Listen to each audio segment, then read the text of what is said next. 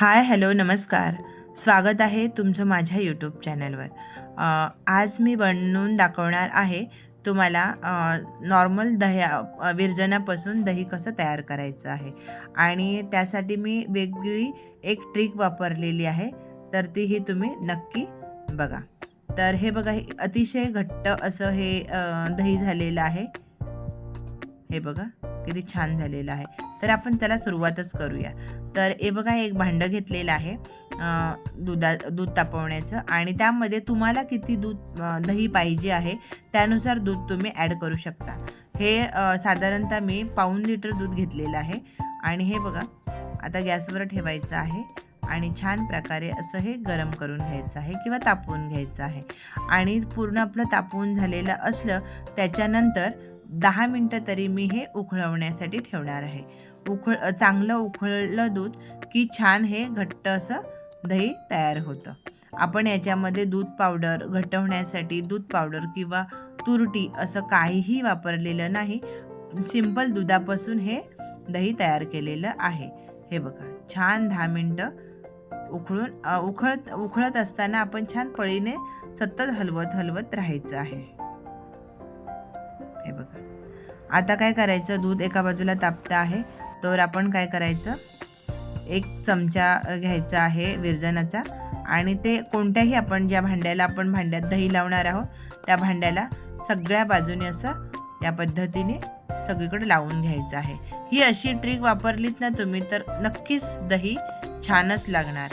आणि हे बघा, एक आहे, तुम्हाला जर दही आंबट नको, नॉर्मल पाहिजे असेल त्या पद्धतीचं दही घ्यायचं. जर तुम्ही आंबट लावलं तर दही आंबटच होणार, आणि तुम्ही जर गोड लावलं तर दही गोडच होणार.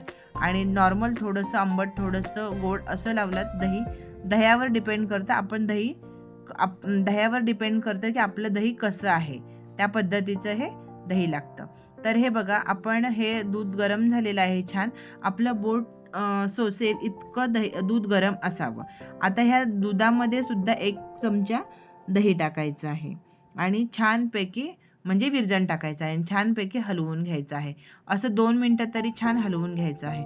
नाही तर एक असं दुसरं भांडं घ्यायचं आणि त्याच्यात असं ओताओत करायची, त्यानेही सुद्धा दही खूप छान लागतं. तर हे बघा, हे छान हलवून घ्यायचं आहे आणि असं वर खाली करायचं आहे, कारण त्याने दही खूप असं छान लागतं. आता काय करायचं आहे, आता आपण ह्या भांड्यामध्ये ओतून घ्यायचं आहे. हे बघा, आणि उरलेला पण दुसऱ्या भांड्यामध्ये ओतणार आहोत आणि झाकण लावून घ्यायचं आहे.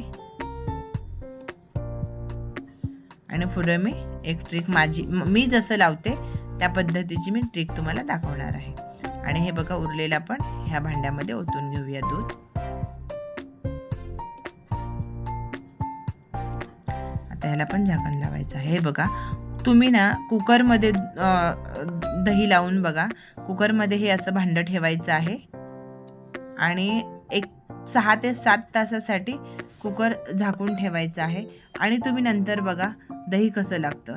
आणि ही आता उन्हाळ्यात वापरला नाही तर नाही वापरली तरी चालेल, पण पावसाळ्याची आणि जर थंडीच्या वेळेला आपण दही लावतो, आपलं जर होत नसेल दही, तर तुम्ही नक्की ही कुकरची ट्रिक वापरून बघा आणि दही कसं लागतं ते मला नक्की सांगा. हे बघा, किती छान झालेलं आहे दही. आपण 6 तासांनी उघडून बघितलं, जवळपास 6-7 तासांनी बघितलेलं आहे. हे बघा, किती घट्ट दही लागलेलं आहे. तर चला, आपण वेळात वेळ काढून माझा व्हिडिओ पाहिल्याबद्दल मनापासून धन्यवाद.